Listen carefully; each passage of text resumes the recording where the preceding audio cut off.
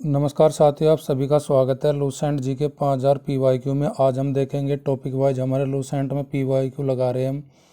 आज हमारा बौद्ध धर्म है और लेक्चर हमारा आज का है ये लेक्चर नंबर 9। इससे पहले आपके 8 लेक्चर हमारे कंप्लीट हो चुके हैं, वे भी हमारे प्लेलिस्ट में जाके यूट्यूब चैनल पर देख सकते हैं लूसेंट PYQ 5000 सीरीज़ में। तो वीडियो को स्टार्ट करते हैं और देखते हैं आज का पहला क्वेश्चन हमारा क्या है। गौतम बुद्ध का जन्म किस शताब्दी में हुआ था? आपके पास 4 ऑप्शन है, 5वीं शताब्दी, 6ठी और 4थी शताब्दी ईसा पूर्व। तो गौतम बुद्ध का जन्म है, आप सभी जानते हैं, कब हुआ था? 563 ईसा पूर्व में। तो 563 ईसा पूर्व यानी कि 6वीं शताब्दी हमारी राइट ऑप्शन हो जाएगी। किसके लिए? क्वेश्चन नंबर फर्स्ट के लिए। क्वेश्चन नंबर हमारा सेकंड है, निम्न में से कौन सा प्रतीक चिन्ह गौतम बुद्ध के जन्म से नहीं जुड़ा हुआ है? तो आपके पास 4 ऑप्शन है, कमल, सांड, पहले ऑप्शन में घोड़ा, हाथी, पीपल। तो कमल सांड उसके जन्म का है, घोड़ा उसके ग्रहता आकार, पीपल ज्ञान का, हाथी उसका जन्म से जुड़ा प्रतीक चिन्ह नहीं है। हाथी किसका प्रतीक चिन्ह है? आपके जैन धर्म के जो हमारे द्वितीय तीर्थंकर है अजितनाथ, उसका प्रतीक चिन्ह है। नेक्स्ट क्वेश्चन हमारा क्वेश्चन नंबर 3, गौतम बुद्ध के वंश का नाम क्या है? गौतम बुद्ध के वंश के लिए हमारे 4 ऑप्शन दिए, ज्ञात्रिक, शाक्य, लक्षवी और इनमें से कोई नहीं। तो शाक्य वंश में जन्म हुआ था किसका? गौतम बुद्ध का। तो राइट ऑप्शन हमारी हो जाएगी ऑप्शन बी। ज्ञात्रिक कुल में हुआ था जी किसका? महावीर का जन्म, जो जैन धर्म के तीर्थंकर है, कौन से? 24वें। लक्षवी किसका का वंश था? महावीर की जो माता थी त्रिशाला का जो वंश था वो लक्षवी थी। लक्षवी वंश के संबंधित चेटक की बहन कौन? महावीर की माँ। नेक्स्ट क्वेश्चन हमारा, गौतम बुद्ध की माँ की मृत्यु जन्म के कितने दिन बाद हो गई थी? गौतम बुद्ध की जो माँ की जन्म के कितने दिन बाद मृत्यु हुई जी? वो हुई जी 7वें दिन। तो 7वें दिन गौतम बुद्ध की जो माँ थी उसका नाम क्या था? महामाया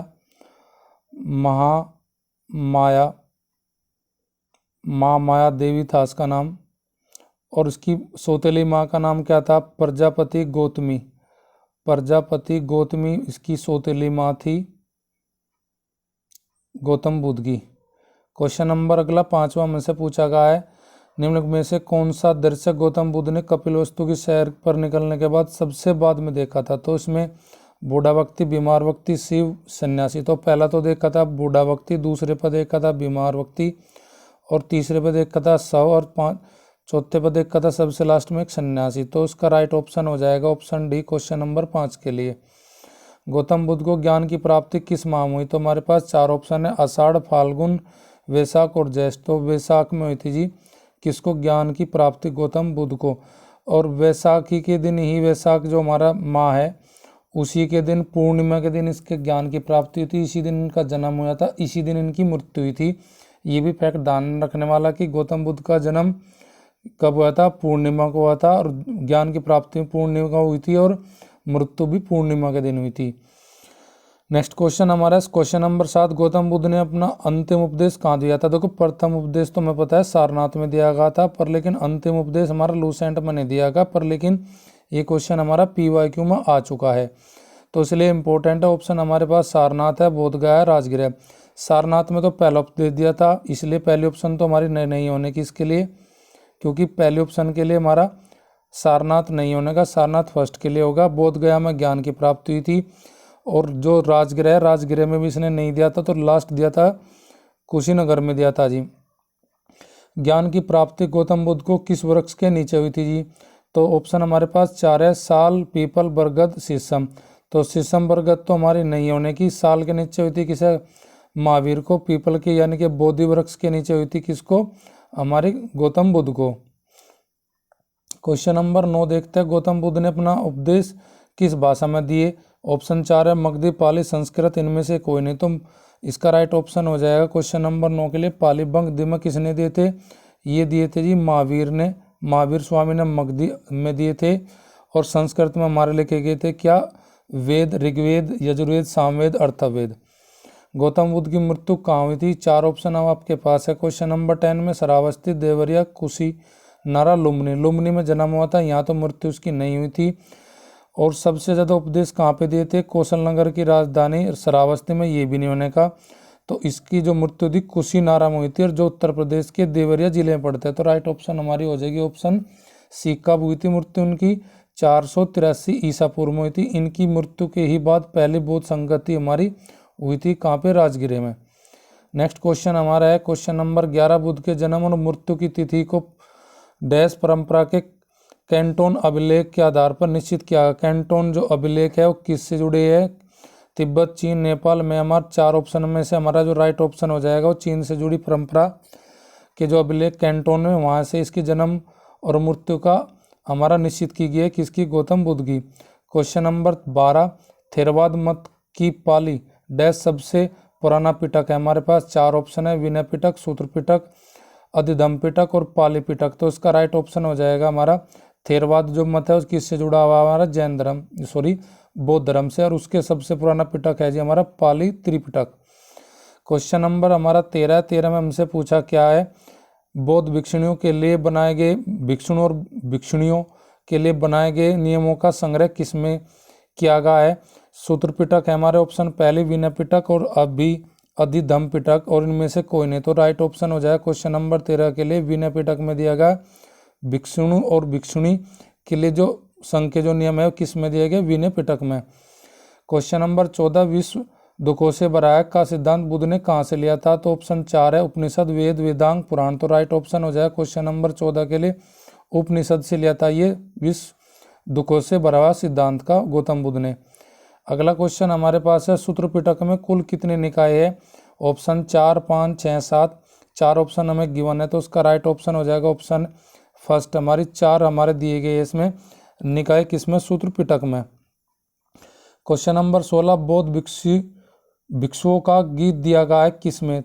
थेर गाथा, धम्मपद, थेरी गाथा। तो इसमें भिक्षुओं के लिए तो दिया गया जी थेर गाथा में, और भिक्षुणियों के लिए दिया गया थेरी गाथा में। तो राइट ऑप्शन हो जाएगा क्वेश्चन नंबर 16 के लिए ऑप्शन ए। कौन सा बौद्ध धर्म का त्रिरत्न नहीं है?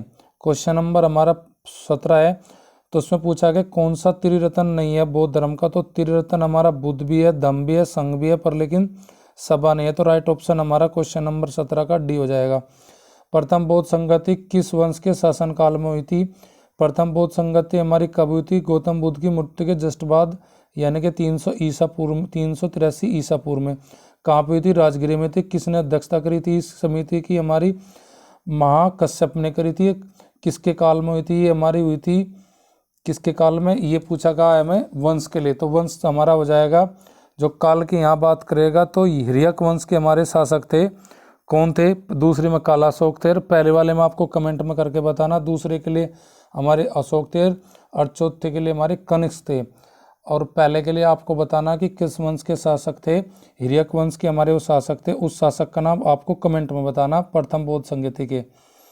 नेक्स्ट क्वेश्चन देखते हैं हम क्वेश्चन नंबर 19, बौद्ध धर्म में अरहत किसे कहा जाता है? ऑप्शन 4 है, जो व्यक्ति ज्ञान से निर्वाण प्राप्त करता है, जो व्यक्ति साधना से निर्वाण प्राप्त करता है, जो व्यक्ति ज्ञान और साधना से निर्वाण प्राप्त करता है। तो इसमें राइट ऑप्शन हमारा हो जाएगा ऑप्शन बी, अरहत कहते हैं जो साधना के द्वारा निर्वाण प्राप्त करता है बौद्ध धर्म में। निम्न में से कौन सा अष्टांगी मार्ग के अंतर्गत नहीं आता? अष्टांगी मार्ग किसने दिए थे? गौतम बुद्ध ने। किसके लिए? हमारे किसके लिए? आपके जो हमारे दुखों के लिए, यानी कि दुख संपदा के लिए, जो हमारे 4 हमारे जो सांसारिक दुख है उनसे पार पाने के लिए अष्टांगी मार्गों की खोज की थी गौतम बुद्ध ने। तो उसमें दिया गया सम्यक दृष्टि भी है जी, सम्यक संकल्प भी है, सम्यक वाणी भी है, पर लेकिन सम्यक ज्ञान नहीं है, क्योंकि ये जुड़ा किससे? त्रिरत्न है, जैन धर्म का त्रिरत्न है। कौन सा? सम्यक ज्ञान, ना कि जैन बौद्ध धर्म का। तो राइट ऑप्शन हो जाएगी क्वेश्चन नंबर 20 के लिए ऑप्शन डी। नेक्स्ट क्वेश्चन देखते हैं क्वेश्चन नंबर 21, बौद्ध के निर्वाण प्राप्त करने हेतु कौन सा सिद्धांत बताया? तो गौतम बुद्ध ने जो निर्वाण प्राप्त करने के लिए जो सिद्धांत दिया है उसके लिए 4 ऑप्शन है, 4 आर्य सत्य, अष्टांगी मार्ग, 10 शील गुण और त्रिरत्न। तो उसका राइट ऑप्शन हो जाएगा 10 शील देते निर्वाण प्राप्त करने के लिए गौतम बुद्ध ने। क्वेश्चन नंबर 22, किस स्थान पर बौद्ध संगति की अध्यक्षता माँ कश्यप ने की थी? माँ कश्यप ने की थी प्रथम बौद्ध संगति। और इसके लिए 4 ऑप्शन है, राजगृह, वैशाली, पाटलिपुत्र, कुंडलवन। तो इसकी जो माँ कश्यप ने करी थी राजगृह की करी थी, वैशाली की करी थी साबा कामी ने की थी जी, साबा कामी ने की थी। और पाटलिपुत्र की किसने की थी? आपकी पाटलिपुत्र के लिए आपको बताना है कमेंट करके, हाँ मोगलीपुत्र तिसिस ने की थी। और कुंडलवन की आपको बताना कि किसने की थी अध्यक्षता, जो कि श्रीनगर में हुई थी, चौथी बौद्ध संगति।